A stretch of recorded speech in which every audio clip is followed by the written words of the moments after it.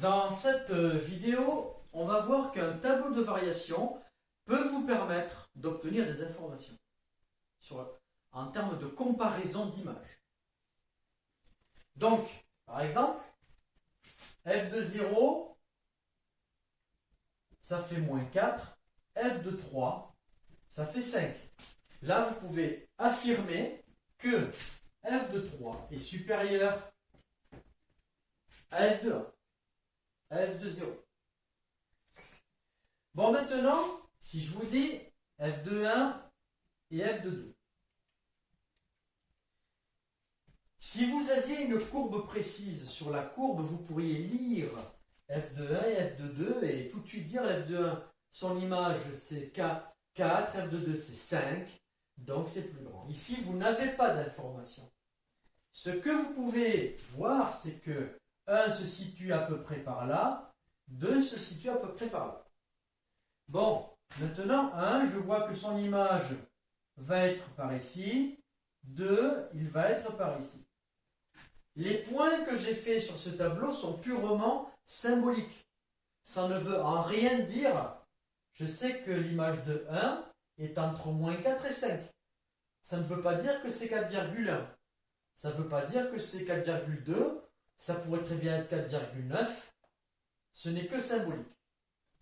Ce que je peux affirmer en attendant, c'est que f de 1, f de 2 sont sur la même flèche, donc f de 2 est au-dessus de f de 1.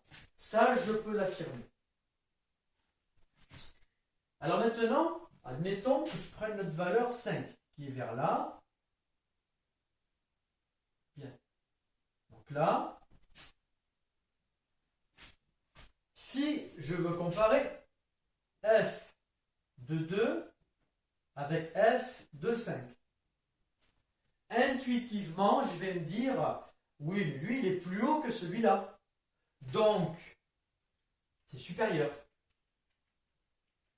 Alors là, il faut faire attention, parce que si je fais une première courbe, donc là, si je fais 0, en 0, ça fait moins 4. En 1, en 3, ça fait 5. Bon là, je pense que je ne vais pas arriver à faire un bon schéma. Et en 6, donc 1, 2, 3, 4, 5. Bon. En 3, ça fait 5. Et en 6, ça fait 0. Ce qui est sûr, c'est que votre courbe va passer par ces 3 points. Donc une première possibilité, c'est que vous puissiez avoir une courbe comme ça, et ensuite qui va descendre violemment comme ça.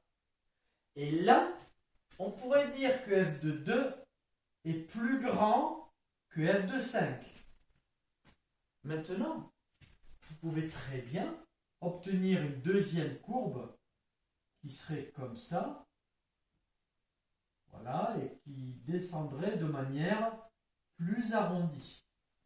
Dans cette deuxième possibilité, votre f de 2, il est en bas, et votre f de 5, il est en haut.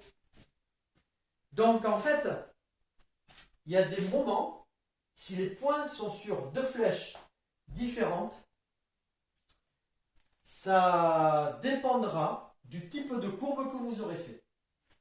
Donc, ici, ces points d'interrogation, on n'est pas en mesure de dire qui est au-dessus de l'autre. Donc voilà pour ces histoires de comparaison. Si les points sont sur la même flèche, vous pouvez comparer. Si ils sont sur des flèches différentes, vous ne pouvez pas. En revanche, si je vous dis f de 4 égale 6, est-ce que c'est vrai? Eh bien, f de 4 se situe ici. Il se situe entre 5 et 0. Donc là, vous pouvez affirmer que ça, ce n'est pas possible. Donc ça, c'est faux. Donc, il y a des affirmations que vous pourrez garantir, d'autres que vous ne pourrez pas ni infirmer ni confirmer. Tout dépendra de la courbe que vous aurez dessinée. Hein. Est-ce qu'elle est arrondie? Est-ce qu'elle démarre? Voilà, tout dépendra comment vous ferez votre courbe. Et par contre, il y a des cas, eh bien voilà, on peut faire la courbe de toutes les manières qu'on veut. Ben, on sait que f de 4 ne sera jamais au-dessus de 5. Donc il y a des choses qu'on peut affirmer en disant ça, ce n'est pas possible. Donc, dernier détail, savoir dire si une fonction est croissante ou décroissante. Eh bien, f est décroissante, par exemple. On peut dire qu'elle est décroissante de là jusque là, sur 3, 6. Bon, par contre, si vous dites elle est croissante sur 0, 6, c'est faux. Parce que pour dire qu'elle est croissante sur 0,6, il faudrait qu'elle ne soit que croissante. Si elle est croissante et décroissante, c'est faux. Donc voilà tout ce que je voulais dire sur les comparaisons, les informations qu'on peut tirer d'une comparaison avec un tableau de variation.